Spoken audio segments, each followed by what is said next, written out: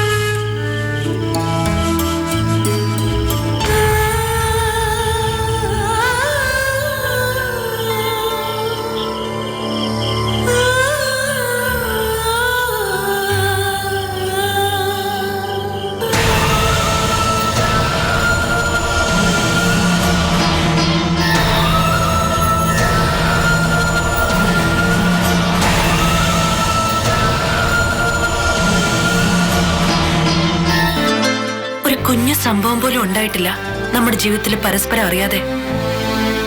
എന്ത് രസമായിരുന്നു ആ കാലമൊക്കെ.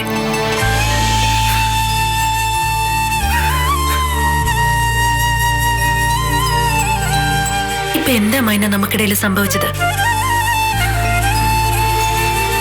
സിദ്ധാർത്ഥൻ ഇവിടെ ഒളിവിൽ കഴിഞ്ഞ കാലത്ത് പോലും എത്ര അടുപ്പമുണ്ടായിരുന്നു നമ്മുടെയൊക്കെ ഹൃദയങ്ങൾ തമ്മിൽ.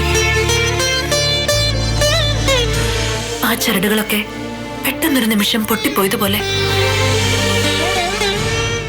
നിനക്കറിയാമെങ്കിൽ പറയേ എന്താ സംഭവിച്ചെന്ന്. ഇപ്പോ നമ്മുടെയൊക്കെ ഇടയിൽ ഒരു മൂടുപടം വീണ് കിടക്കുക. മുമ്പതൊന്നും ഇല്ലായിരുന്നു. പരസ്പരം നോക്കുമ്പോ ഓരോരുത്തരുടെയും മുഖത്ത് ഒരു കുറ്റബോധമോ ആശങ്കയോ ഒക്കെ ഉള്ളതുപോലെ. ഓരോരുത്തരും നല്ല ഭംഗിയുള്ള ഓരോ മുഖംമൂടി വെച്ച് നടക്കുന്നത് പോലെ.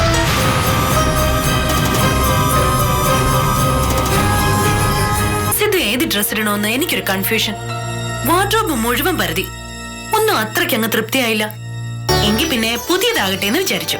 പെട്ടെന്ന് പുറത്തു പോയി ഒരു 4 ജോഡി ഡ്രസ് എടുത്തു. കാണണ്ടേ സിദ്ധുവിന്? അതെ, ഇപ്പൊ ഡ്രസ്സൊന്നും വേണ്ടിയിരുന്നില്ല മനസ്സാ. ഇവിടെ ഉണ്ടല്ലോ ഇപ്പൊ തന്നെ എനിക്ക് വേണ്ടോളും.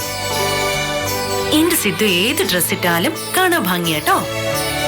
എന്നാലും പുതിയ പുതിയ ഡ്രസ്സൊക്കെ ഇട്ട് നല്ല ഭംഗിയായിട്ട് നടക്കുന്നതാ എനിക്കിഷ്ടം.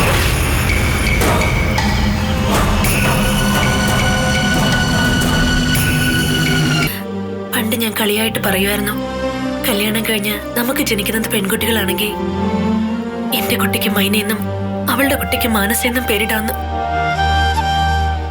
പക്ഷേ ഇപ്പൊ ഞാൻ ഈ ഭൂമിയിലെ ഏറ്റവും വെറുക്കുന്ന പേരാണ് മൈന.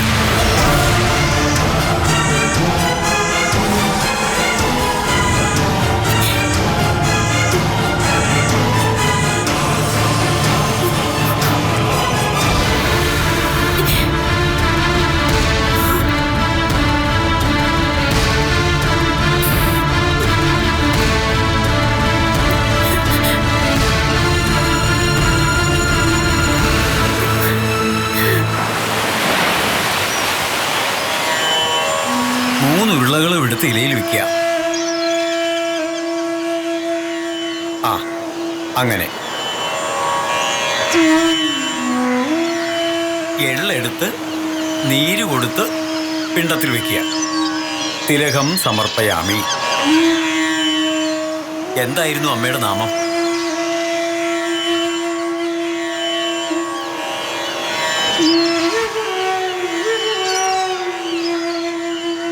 പേര് പറയൂ. പവിത്ര.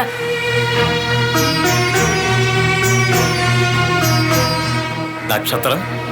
തിരുവാതിര.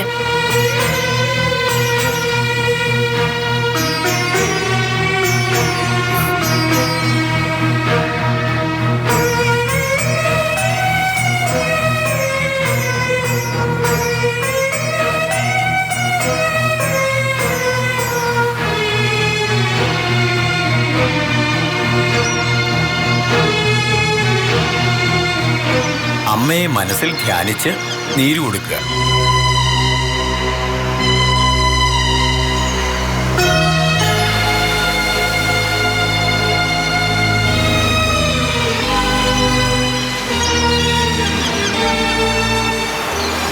അമ്മയെ മനസ്സിൽ ധ്യാനിച്ച് പൂവെടുത്ത് നീര് കൊടുക്കുക.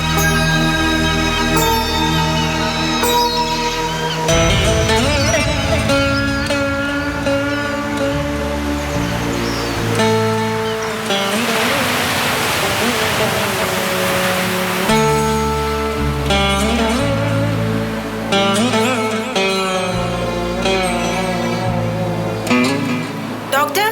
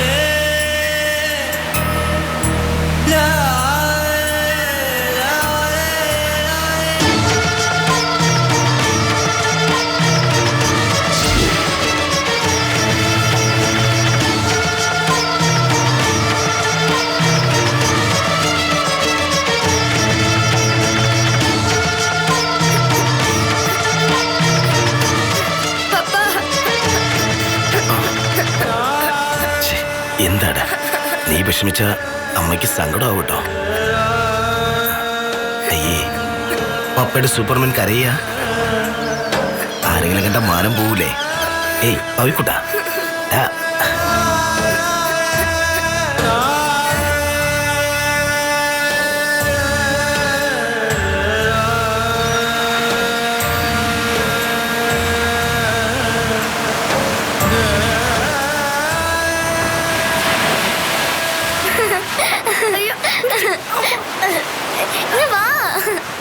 ആചാരങ്ങളുടെയും അനുഷ്ഠാനങ്ങളുടെയും ആജ്ഞകളുടെയും പഠിപ്പിൽ കിടന്ന് ഞാനെന്നൊരു മലയോര ക്രിസ്ത്യാനിയുടെ ജീവിതത്തിലേക്ക് വന്നവളാണ് പവിത്ര.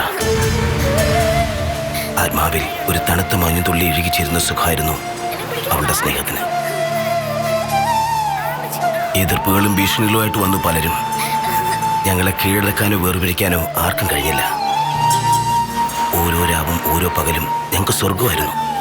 പക്ഷേ വിധിയെന്നുണ്ടല്ലോ, രംഗബോധമില്ലാതെ കയറി വന്ന് എല്ലാ സന്തോഷങ്ങളും തല്ലിക്കെടുത്തി ഇഷ്ടമുള്ളവരെ തട്ടിക്കൊണ്ടുപോകാൻ കൊണ്ടുപോയി. അവളെ എൻ്റെ മടിയിൽ കിടന്ന് അവൾ കണ്ണടച്ച്. പലപ്പോഴും അവളെൻ്റെ മടിയിൽ കിടന്ന് ഉറങ്ങാറുണ്ടായിരുന്നു. അതുകൊണ്ട് തന്നെ അവളുടെ മരണത്തെയും ഒരു ഉറക്കമായിട്ട് കാണാനാണ് എനിക്കിഷ്ടം. എപ്പോൾ വേണമെങ്കിലും എൻ്റെ പവിത്ര ഉറക്കമുണർന്ന് വരുമെന്ന് ഞാൻ പ്രതീക്ഷിക്കുന്നു. ഇപ്പോഴും പവിക്കുന്ന 2.5 വയസ്സാ. ഉള്ളി ഒന്നും അറിയാതെ എൻ്റെ നെഞ്ചിൽ പറ്റി നല്ല ഉറക്കം. പാവം പവിത്രയ്ക്ക് ഇത്ര നാളായിട്ടും ബലിയിട്ടിരുന്നില്ല. എന്തിനാ അവളും മരിച്ചുപോയെന്ന് നമ്മളെ തന്നെ ഓർമ്മപ്പെടുത്തി വിഷമിപ്പിക്കുന്നേ? മരിച്ചുപോയ ആത്മാക്കൾക്ക് ബലിയിടണമെന്ന് പവി എന്നോട് പറഞ്ഞേ. പേഷ്യൻസിന്റെ കൂടെ വന്ന മറ്റാരോട് പറഞ്ഞത് അവൻ കേട്ടെടുത്തതാ. ഇല്ലെങ്കിൽ മോക്ഷം കിട്ടില്ല അത്രേ. ക്രിസ്ത്യാനായിട്ട് വളർന്നുകൊണ്ട് അത്തരം വിശ്വാസങ്ങളെ തള്ളി പറയുന്നതല്ല കേട്ടോ. മരിച്ചവരെക്കാൾ മോക്ഷം കിട്ടേണ്ടത് നമ്മളെപ്പോലെ അലഞ്ഞു കിടക്കുന്ന ജീവിച്ചിരിക്കുന്നവർക്കാ, അല്ലേ? എനിക്കൊന്നും അറിയില്ല ഡോക്ടർ. ഒന്നെനിക്ക് മനസ്സിലായി, നിങ്ങളെപ്പോലെ നിങ്ങൾ മാത്രമേ ഉള്ളൂ. കളിക്കാം. വാ വാ മോള് വാ.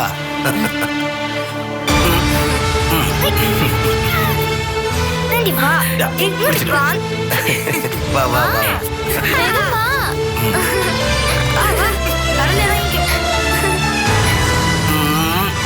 കടലോട്ട് തരുവന്നേ.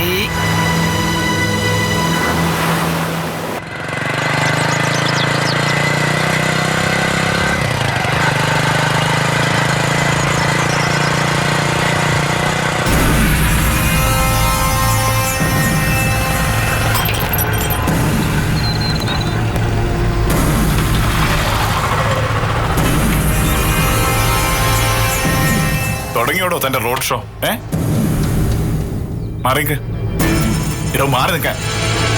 എനിക്ക് നിന്നോട് അല്പം സംസാരിക്കണം. പറഞ്ഞോ. അംബിക എവിടെ? ഏതംബിക?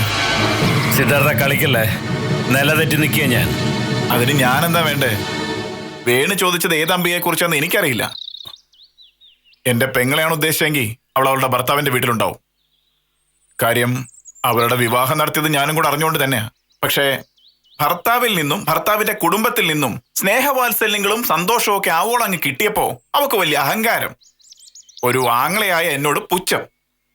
ഞങ്ങളൊക്കെ പാവങ്ങളല്ലേ? സിദ്ധാർത്ഥ പ്ലീസ്, എനിക്ക് അവളെ കാണണം, കണ്ടേ പറ്റൂ. എനിക്കറിയില്ല. സിദ്ധാർത്ഥ, എനിക്കറിയില്ല എന്ന് പറഞ്ഞില്ലേ? അറിഞ്ഞാൽ തന്നെ തന്നോട് പറയാൻ മനസ്സില്ല. അതോ ആർക്കെങ്കിലും എത്തിച്ചു കൊടുക്കാന്ന് പറഞ്ഞ് വില ഉറപ്പിച്ച് അഡ്വാൻസ് വാങ്ങിച്ചിട്ടുണ്ടോ താൻ? വേണ്ട വേണോ. അടി ഉണ്ടാക്കാനാ ഭാവമെങ്കിൽ അത് വേണ്ട. നഷ്ടം നിനക്കായിരിക്കും. നീ നന്നായിട്ട് കുടിച്ചിട്ടുണ്ട്. ഞാനിപ്പോ നാഞ്ഞു തള്ളിയാ ഈ റോഡിൽ തലയിടിച്ച് വീഴാനുള്ള ആരോഗ്യം ഇപ്പൊ നിനക്കുള്ളൂ. അതുകൊണ്ട് കൈയെടുക്കും.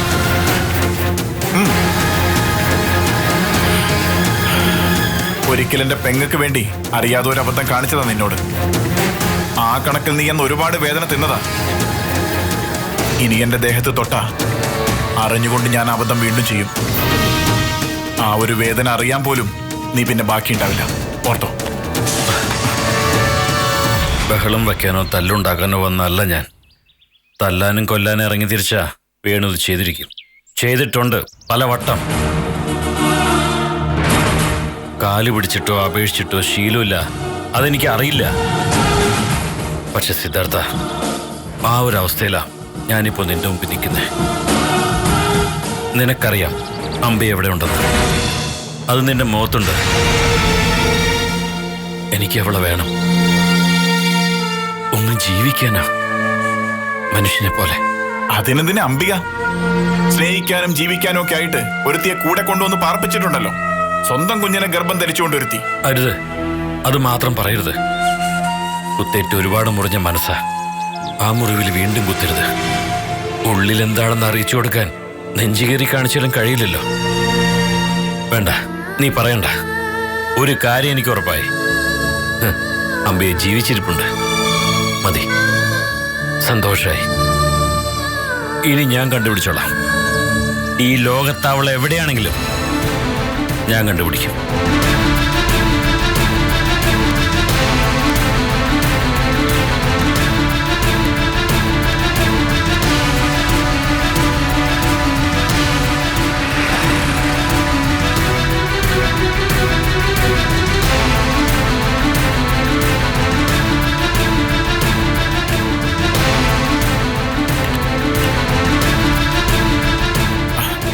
അംബികയെ, നീ എന്തെങ്കിലും ഒന്ന് പറയേ. വേണു ഒരു വല്ലാത്ത അവസ്ഥയിലാ. അയാൾക്ക് എന്തൊക്കെയോ മാനസിക പ്രശ്നങ്ങളുണ്ട് ഇപ്പോ. മാനസിക പ്രശ്നം അത് പണ്ടും ഉണ്ടായിരുന്നു അയാൾക്ക്. ഭ്രാന്ത്. ദേ, അയാൾ നിന്നെ അന്വേഷിച്ച് നടക്കുക. ഒരു ദിവസം വേണു ഇങ്ങോട്ട് എത്തും. ഞാനിപ്പോ എന്ത് വേണോന്ന് ഏട്ടൻ പറയുന്നേ? എല്ലാം മറന്ന് വീണ്ടും അയാൾക്കൊപ്പം പോണോന്നോ? വയ്യാത്ത എന്റെ മോളെയും കൊണ്ട് ചെല്ലണോന്നോ? പറയേ. എന്തിനു വേണ്ടി? ഇക്കാലം അത്രയും വേദന തിന്നത് ഞാൻ മാത്ര. മറ്റാർക്കും ഒന്നും നഷ്ടപ്പെട്ടിട്ടില്ല, ഒന്നും അനുഭവിക്കേണ്ടി വന്നിട്ടില്ല. എന്നിട്ടിപ്പോ ഈശ്വരനായിട്ട് തിരികെ തന്ന ജീവിതം ഇത്. ഇനിയും എന്റെ സമാധാനം തകർക്കാൻ ഞാൻ ആരെയും അനുവദിക്കില്ല. ഒറ്റവാക്കിൽ അങ്ങനെ ഒഴിവാക്കാൻ ഒക്കോ നിനക്ക്? നിന്റെ ഭർത്താവ് അവൻ, നിന്റെ കുഞ്ഞിന്റെ അച്ഛനാ. അത് മറക്കരുത്. പേടിക്കണ്ടേട്ടാ, ഒരിക്കലും ഞാനും എന്റെ മോള് ഏട്ടനെ തേടി വന്ന ഒരു ഭാരം ആവില്ല. നീ ഇങ്ങനെയൊക്കെയാണോ ചിന്തിച്ചു കൂട്ടുന്നേ? ഞാൻ ഉദ്ദേശിച്ച എന്താന്ന്? വിഷമിപ്പിച്ചതല്ലേ ഏട്ടാ. ഒരു കാര്യം ഞാൻ തീർത്ത് പറയാം. വേണുഗോപനോടൊപ്പം ഇനിയൊരു ജീവിതം അംബികയ്ക്ക് ഉണ്ടാവില്ല. അത്രത്തോളം മുറിവുകൾ എന്റെ ഉള്ളിൽ അയാളെ സമ്മാനിച്ചിട്ടുണ്ട്. ഇനി ഒരേ ഒരു കാര്യത്തിനെ വേണു എന്നെ പ്രതീക്ഷിക്കേണ്ടു. ഡിവോഴ്സ് പെറ്റീഷനിൽ ഒപ്പിടാൻ.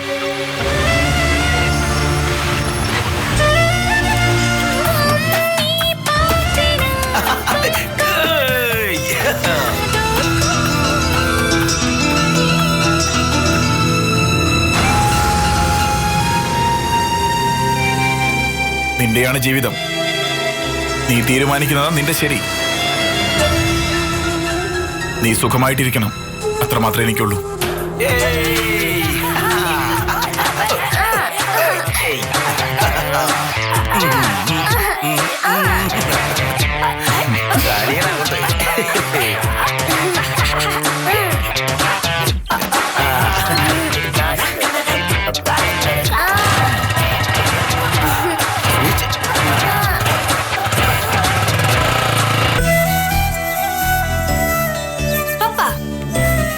കൃഷിയിടത്തിൽ എന്താ വലിയ വലിയ വെജിറ്റബിൾസ് കുറെ ഉണ്ടാവാത്തത്? ഈ ഫോട്ടോസിലും ടിവിയിലൊക്കെ കാണുന്ന പോലെയുള്ളത്. അത് കീടനാശിനി രാസവളമൊക്കെ ഇട്ട് വാരി കൊരി നമുക്കിട്ടാലോ? കളഞ്ഞില്ലേ? ഞാൻ കരുതിയത് പവിക്ക് ഇക്കാര്യത്തിലൊക്കെ വലിയ വിവരമുള്ള ആളാണെന്നാ. കളിയാക്ക അല്ലടാ, അങ്ങനെ വളവും കീടനാശിനിയൊക്കെ അടിച്ചു കയറ്റി നീ പറഞ്ഞ പോലെ വലിയ വിളവുണ്ടാക്കിയാലേ അതിന്റെ ഭവിഷ്യത്ത് മാരകമായിരിക്കും. ക്യാൻസർ. നിനക്കതറിയില്ലായിരുന്നു? അത് പുകവലിയുണ്ടാ? പുകവലിയുണ്ട്, ഈ പറഞ്ഞതുകൊണ്ട്. നമ്മുടെ ഈ വെജിറ്റബിൾസ് കഴിക്കുന്ന ആരൊക്കെയാ? നമ്മളും നമ്മുടെ ഈ അയൽപ്പക്കത്തുള്ള സാധുക്കളും. അവരൊക്കെ വേദന അനുഭവിക്കുന്ന കാണാൻ നമുക്കാവോ? കഷ്ടമല്ലേടാ? വേണ്ട പാപ്പ, നമുക്കങ്ങനെ പോയിസൺ ഒന്നും വേണ്ട. അയ്യേ, മുഖം വാടിയല്ലോ. നീ ഇത്രയ്ക്ക് ശുദ്ധനായി പോയല്ലോ എന്റെ പൈസാറേ. നമ്മളങ്ങനെ ചെയ്യുവോ? We are Superman.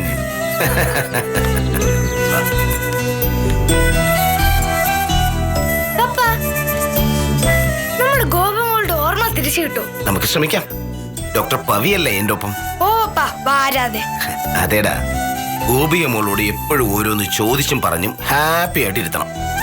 അതും ട്രീറ്റ്മെന്റിന്റെ ഭാഗമാ. അത് നീ ബെസ്റ്റ് ആയിട്ട് ചെയ്യുന്നില്ലേ? എനിക്ക് വലിയ ഇഷ്ടമാ ഗോപിനെ. അവള് ശരിക്കും എന്റെ അനിയത്തിയാണെന്ന് എനിക്ക്. അതേ പപ്പ, ഗോപുമോളെ എനിക്ക് എപ്പോഴും കാണാൻ തോന്നും. അംബികാന്റെയും ഭാവ എന്റെ അമ്മയെ പോലെ. ചേച്ചക്ക, ഓരോന്ന് ചിന്തിച്ചു കൂട്ടി മനസ്സ് കയറ്റി വെക്കേണ്ട കേട്ടാ. അസുഖം അറിയില്ല, അവരങ്ങ് പോവും.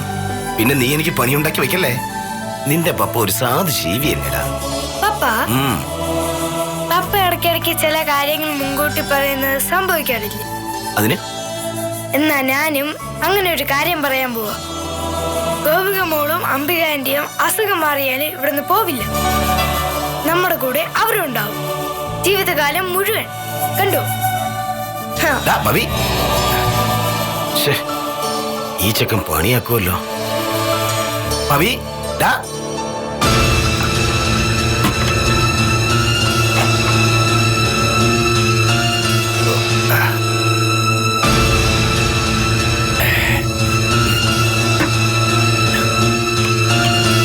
താനിതെന്ത് ഭാവിച്ച? ഇങ്ങനെ കുടിക്കും വലിക്കും ചെയ്ത താൻ ഉടനെ തട്ടിപ്പോവും. മരിക്കട്ടെ, ഞാനും നീയൊക്കെ മരിച്ച ആർക്കാടാ വിഷമം? നന്നായി, കുറെ നേരത്തെ ആവേണ്ടതാണ് എല്ലാരും പറയൂ. താൻ ഇങ്ങനെ കുടിച്ചു ചാവാൻ വല്ല നേർച്ച നേർന്നിട്ടുണ്ടോ? രാവിലെ തൊട്ട് അടിയാണല്ലോ. എന്താ തന്റെ പ്രോബ്ലം? എനിക്കറിയില്ല അർജുന, എന്തൊക്കെയാ എന്റെ പ്രശ്നങ്ങളെന്ന് എനിക്കറിയില്ല.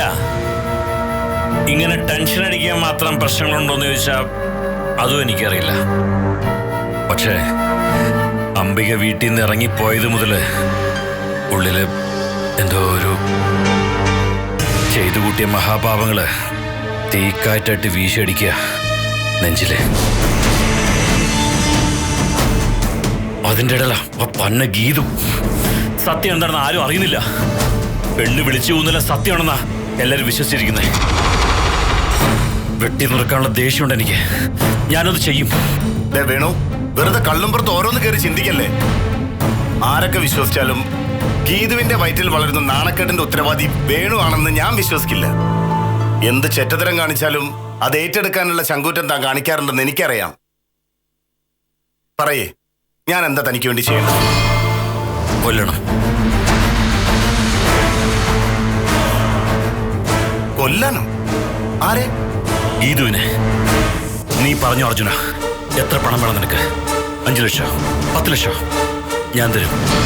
ഇത് ഞാൻ നിനക്ക് തരുന്ന കൊട്ടേഷൻ. എന്റെ പൊന്നേട്ടാ, നമ്മളെ വിട്ടേക്ക്. ഇപ്പൊ കൊട്ടേഷൻ എന്ന് പറയുന്ന വാക്ക് പോലും കോമഡിയാ. ഈ പേരും പറഞ്ഞ് പുറത്തിറങ്ങിയ നേഴ്സറി പിള്ളേര് പോലും കല്ലെറിഞ്ഞു കൊല്ലും. നീ എന്നെ കളിയാക്ക? ഞാൻ കാര്യം പറഞ്ഞതാ. താൻ ആ പെങ്കൊച്ചിനെ കൊല്ലുന്ന കാര്യമൊക്കെ വിടും. പിന്നെ ഞാൻ എന്താ വേണ്ടേ? ഓരോ ദിവസം ചെല്ലുന്തോറും വഷളായിക്കൊണ്ടിരിക്കുക കാര്യങ്ങള്. തനിക്ക് സത്യം തെളിയിച്ചാ പോരെ? അവളുടെ മറ്റവൻ ആരാന്ന് കണ്ടെത്തണം. എന്നിട്ട് 4 ചവിട്ടും കൊടുത്ത് അവളുടെ മുന്നിൽ കൊണ്ടുപോയി ഇട്ടു കൊടുക്കണം അവനെ. അന്നേരം പൊളിയില്ല അവളുടെ കള്ളപ്പൊട്ട്. അതേത് കൊമ്പത്തെ ടീമായാലും ഒരു സൂചന കിട്ടിയ താൻ എന്നോട് പറയേ. എവിടെ പോയിട്ടാണെങ്കിലും പൊക്കിയെടുത്ത് തരാൻ ഞാൻ പോരെ. അല്ലാതെ സ്ത്രീകളോട് അക്രമം അരുത് പാർത്ത. അതിന് അവളൊരു വാക്ക് അവനെ കുറിച്ച് വാതുറന്ന് പറയണ്ടേ? വേണ്ട, അവള് വാ തുറന്ന് പറയണ്ട. അവളെ കൊണ്ട് ഈ കലാപരിപാടി അവതരിപ്പിക്കുന്ന ഒരു അമ്മയുണ്ടല്ലോ, ആ പണച്ചാക്ക് തള്ള. അവര് വാ തുറന്നാ മതിയല്ലോ.